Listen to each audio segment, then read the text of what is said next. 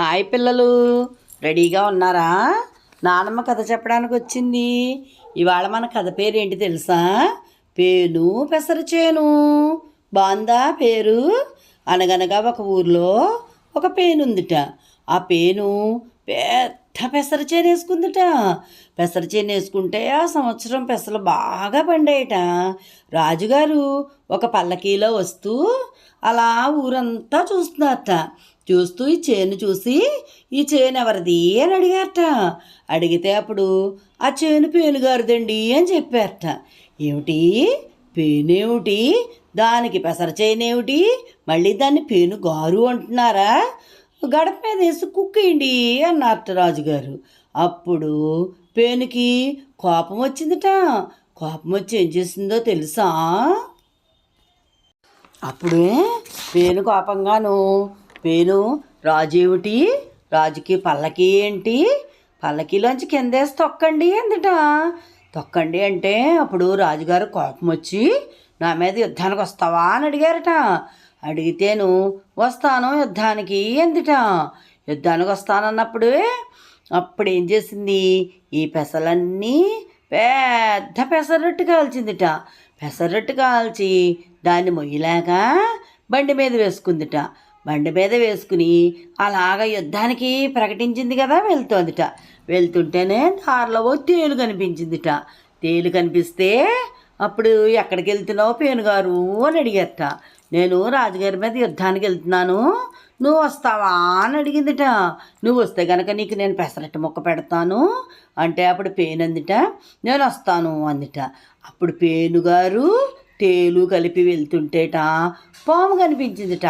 తేలుగారు మీరు ఎక్కడికి వెళ్తున్నారు అంటే, రాజుగారి మీద యుద్ధానికి వెళ్తున్నాను, నువ్వు వస్తావా, వస్తే నీకు పెసరట్టు పెడతాను అందిట.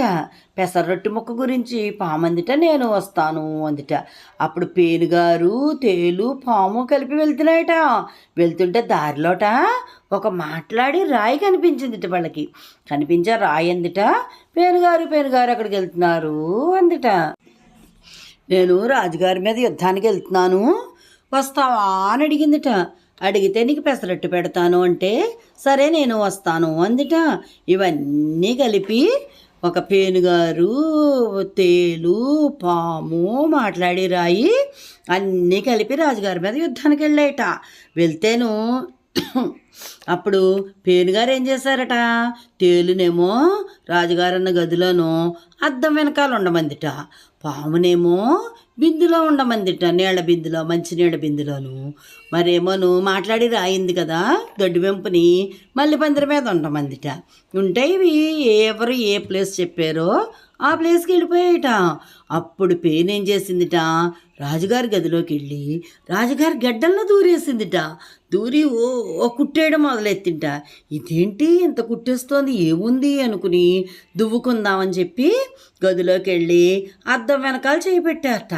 అద్దం వెనకాల చేయి పెడితే పిల్లలు అక్కడ తేలుంది కదా, తేలు కుట్టేసింది రాజుగారి చెయ్యిని. ఏం కుట్టిందో తెలియక బాబోయ్ అని చెయ్యి విదిల్చుకుంటూను వంటింట్లోకి వెళ్ళి మంచినీళ్ళ బిందులో వేలు పెట్టారట. మంచినీళ్ళ బిందులో వేలు పెడితే పాము బుస్సుమని పైకి వచ్చిందిట. భయమేసి గబ తొట్టివెంప పరిగెట్టేశారట. తొట్టివెంప పరిగెడితే మళ్ళీ పందిరి మీదన్న రాయొచ్చి నెత్తిమే పడిపోయిందిట. నెత్తిమే పడిపోతే అప్పుడు రాజుగారు కింద పడిపోయారట. కింద పడిపోతే అప్పుడు పేను నవ్విందట. ఏ రాజుగారు, ఎప్పుడు కూడా ఎవరిని అవహేళన చేయకూడదు, నేనే వచ్చాను మీ మీద యుద్ధానికి, చిన్నదానైనా పెద్దదానైనా అలా చెయ్యొచ్చా, చూసారా అని తలుచుకుంటే ఏం చేశానో అందిట. పిల్లలు, ఎవరిని కూడా మనం హోదాను బట్టి గౌరవం ఇవ్వడం అది చేయకూడదు. అందరూ సమానమే, చిన్నైనా పెద్దయినా అందరూ సమానంగానే ఉండాలి.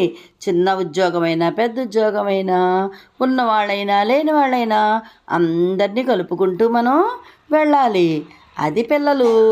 అప్పుడు పేను ఏం చేసిందిట, ఆ మినపరొట్టినంతా ముక్కలు చేసేసి అందరికీ తలో ముక్క పెట్టేసిందిట.